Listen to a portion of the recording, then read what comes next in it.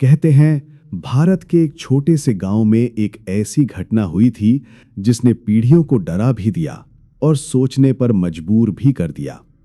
ये कहानी आज भी लोग धीमी आवाज में बताते हैं क्योंकि इसका रहस्य अब तक कोई नहीं समझ पाया। ये कहानी लगभग 100-150 साल पुरानी मानी जाती है। एक शांत, छोटा, जंगलों से घिरा हुआ गांव देवलपुर। गांव इतना दूर था कि सूरज ढलते ही रास्ते धुंधले हो जाते थे। मिट्टी के घर, खुली हवा और दूर दूर तक सिर्फ पेड़ों की सरसराहट।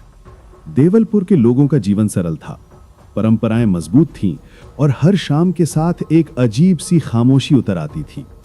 कहानी शुरू होती है गांव के एक बुजुर्ग दादाजी राम तोरण से, जिनका काम था हर रात मंदिर का दीपक जलाना। कहते हैं जिस दिन दीपक समय पर जलता था, गांव में सब कुछ ठीक रहता था। लेकिन एक शाम घना कोहरा था, हवा भारी थी और मंदिर के पास पहुंचते ही राम तोरण रुक गए।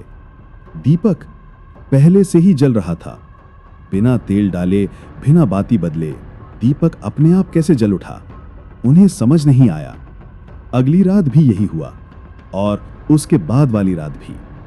किसी ने दीपक को छुआ तक नहीं था, फिर भी मंदिर के भीतर हल्की सी रोशनी हमेशा मौजूद रहती। गांव वाले डरने लगे। कुछ ने कहा यह देवी देवताओं का संकेत है, कुछ ने कहा यह किसी अनदेखी शक्ति का खेल है, पर कोई भी सच नहीं जानता था। धीरे धीरे देवलपुर में यह चर्चा फैल गई कि मंदिर का दीपक खुद जल उठता है। एक रात हरीश ने हिम्मत करके मंदिर में छिपकर बैठने का फैसला किया।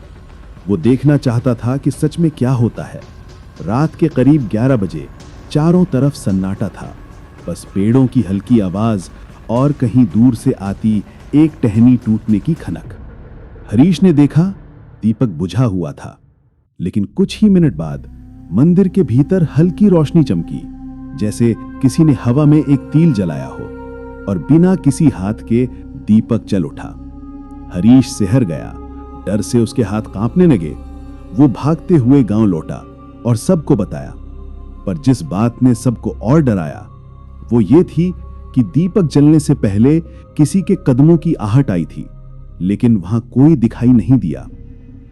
गांव की बूढ़ी अम्माओं ने कहा, यह मंदिर की देवी की कृपा है, वो अपने आप दीपक जलाकर गांव की रक्षा करती हैं। कुछ लोगों ने माना कि ये किसी संत की आत्मा का आशीर्वाद है जो कभी इस मंदिर में साधना करते थे।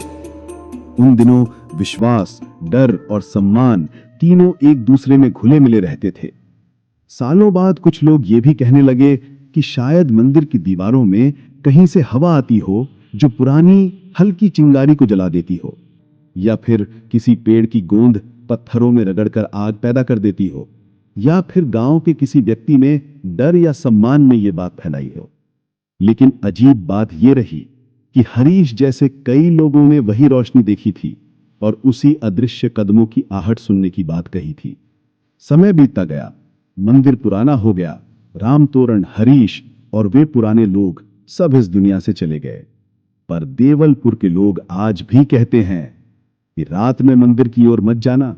कभी कभी आज भी दीपक खुद जल उठता है और किसी के धीमे कदम मंदिर की सीढ़ियों पर सुने जा सकते हैं। ये कहानी सच है या लोक कथा, ये कोई नहीं जानता, पर उसकी छाप आज भी गांव की हवा में महसूस होती है। पुरानी कहानियों की खूबसूरती यही है, वे सच भी हो सकती हैं और रहस्य भी। अगर आपको ये दास्तान पसंद आई और आप भारत की विरासत, इतिहास और लोक कथाओं की और भी कहानियां सुनना चाहते हैं, तो चैनल कहानी विरासत को जरूर सब्सक्राइब करें। आपकी एक क्लिक हमें और भी भूली बिसरी कहानियां आपके लिए लाने की हिम्मत देती है।